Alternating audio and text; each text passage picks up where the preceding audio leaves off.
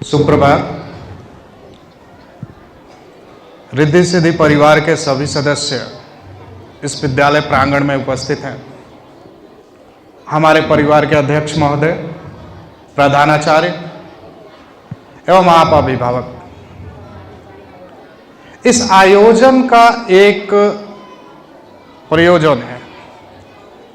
प्रयोजन ये है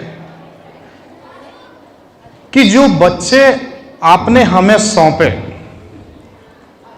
हमने उन्हें किस तरीके से तैयार किया और उनका क्या परिणाम रहा, इस विषय में आप और हम दोनों व्यक्ति मिलकर अपने विचार साझा करें।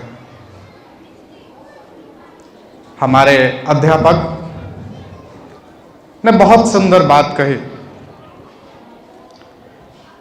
कि जवाहरलाल नेहरू, जिन्हें बच्चे प्यार से चाचा भी कहते थे, उन्हें जब ये भारत मिला, आजादी के बाद जब उन्हें ये भारत मिला, तो ये भारत खंडित था।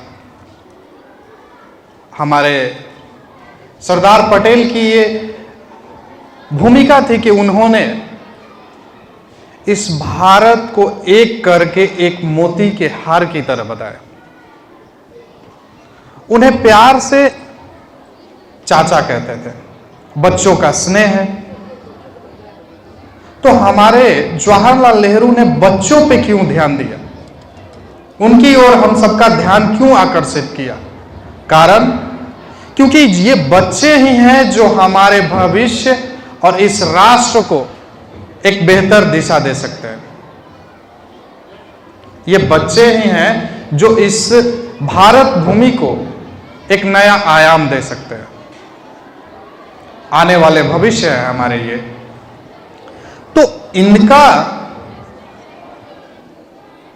पूर्ण तरीके से विकास कैसे हो, इसके लिए हम शिक्षक और आप अभिभावक, इन दोनों को इस पर ध्यान देने की आवश्यकता है। आवश्यकता क्यों है? क्योंकि बच्चे जब आपके पास हैं और जब हमारे पास आते हैं, तो उनके जीवन की जो एक पुल है जिसके जरिए वो अपने लक्ष्य को हासिल करेंगे, उसके दो स्तंभ होते हैं। एक उनके माता पिता व दूसरे उनके अध्यापक। हम दोनों का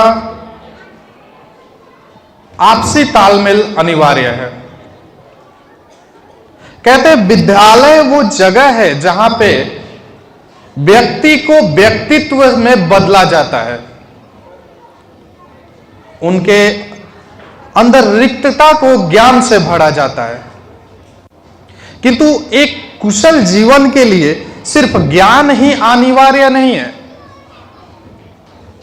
उनके अंदर चरित्र का निर्माण करना भी आवश्यक है।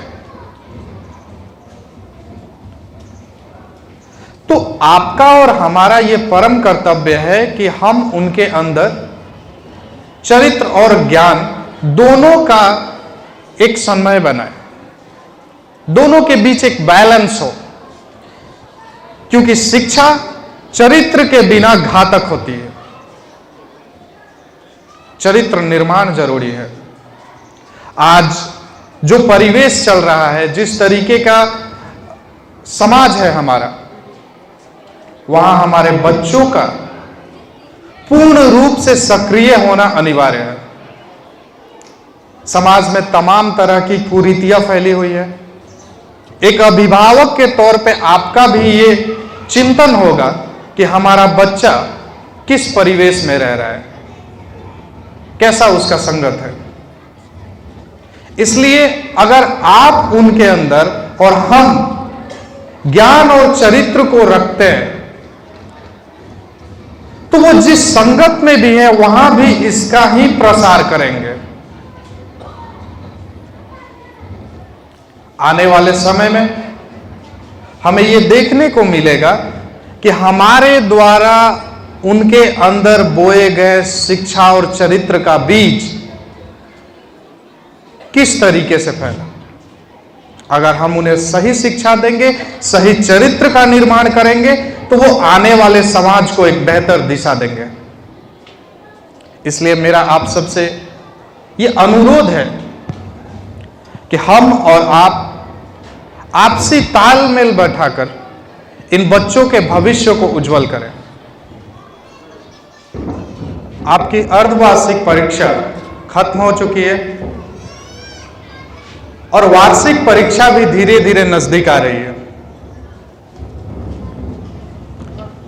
इसलिए अनिवार्य ये है कि आप परीक्षा की गंभीरता को समझें और उसके लिए निरंतर प्रयत्न करते रहें, क्योंकि ये परीक्षा आपके 10 सालों की मेहनत का परिणाम देगा। परेशानियां जरूर आएंगी, किंतु हमें अपने लक्ष्य को पाने में थकना नहीं है, रुकना नहीं है, निरंतर प्रयास करते रहना है, एक योद्धा की तरह।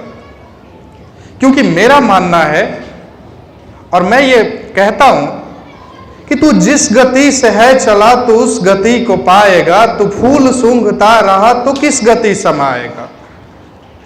सर पे जिसके तेज हो और हाथ धनुष बाण हो, वीर उसको बोलते वो बूढ़ा हो जवान हो। रण में जाके जो खरा चक्र भी उतोड़ दे, मौत को भी मात दे रे जिंदगी मरोड़ दे।